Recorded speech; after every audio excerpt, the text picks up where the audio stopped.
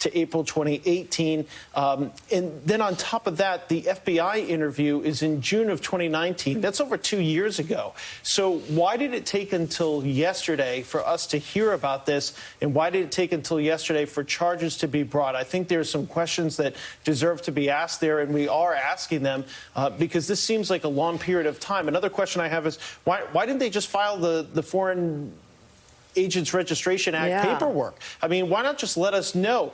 What Tom Barrack did is not necessarily illegal. It is not illegal for him to work on behalf of a foreign government, to try to lobby the president of the United States, whether he's one of his best friends for 30 years or not. It is illegal if he doesn't disclose it. That's all that really needed to occur here. So I think that gets us to the third question that I have, which is what did Tom Barrack receive in any sort of compensation, any sort of preferential business assistance that he received from the Emiratis? I think it raises some serious questions. To prove Farah, you don't need to prove that he received some sort of a compensation. That's not included in that. So it's not something that needed to be contained in the indictment. But we have scant details about that, Mika. And I think all three of those questions really deserve to be asked here. It's a little confusing that it's 2 years after he allegedly lied to the FBI all over the place, including about a separate phone that he had to conduct these communications and encrypted messaging apps,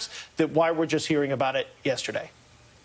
So, Barbara, let's just remind people how close Tom Barrack is to Donald Trump. As Tom mentioned, friends for 30 years. Tom Barrack actually spoke on the last night of the 2016 Republican convention. Tom Barrack, Ivanka Trump, and then Donald Trump accepting the nomination. That's where he stands in Donald Trump's life. But as a former federal prosecutor reading through the 7-count indictment, what do you see exactly, to cut to some of Tom's questions, what exactly, sort of in plain language, is Tom Barrack accused of doing here?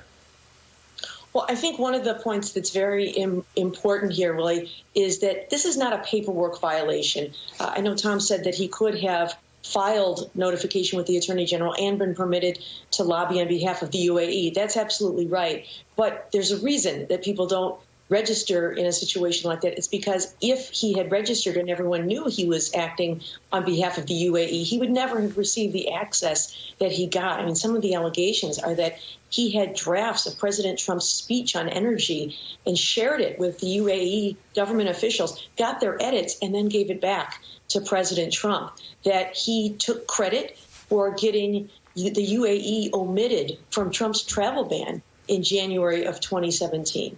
It says that he wrote an op-ed in favorable terms for the UAE because he got input from the UAE representing these things as his own judgment and opinion, when in fact he was doing it on behalf of a foreign government.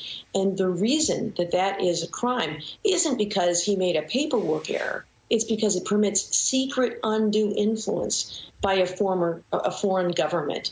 And in fact, to Willie's question, he's right. It doesn't, to Tom's question, it does not allege a motive because they're not required to allege a motive. They don't want to make it harder to prove their case than they need to. But there's reporting in the New York Times that his firm was paid $1.5 billion by the UAE and Saudi Arabia. So there's certainly a very powerful financial motive that may be at stake here.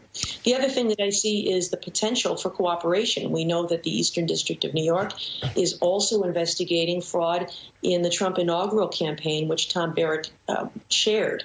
And so he has the opportunity here to come in and share information with prosecutors about that investigation if he wants to work off some of this time. Barrack.